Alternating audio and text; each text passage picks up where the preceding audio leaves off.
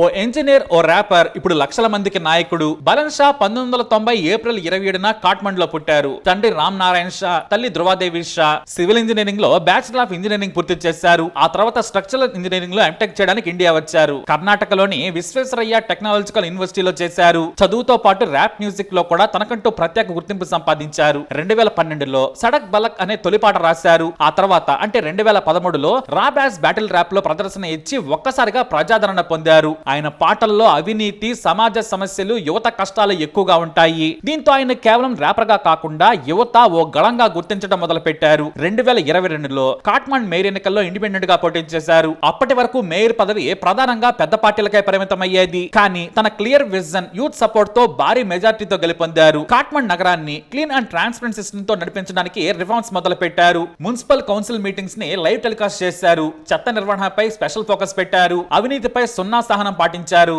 దీని వలన ఆయన యువతలో మరింత ప్రజాదరణ పొందారు. ఇక 2023లో Time 100 most influential people list లో చోటు దక్కించుకున్నారు. అలా బాలన్ షా ఒక్కొక్క మెట్టు ఎదుగుతూ వచ్చారు. ఇప్పుడు నేపాల్ కొత్త తరం ఆయన ప్రధానిగా చూడాలని కోరుకుంటోంది.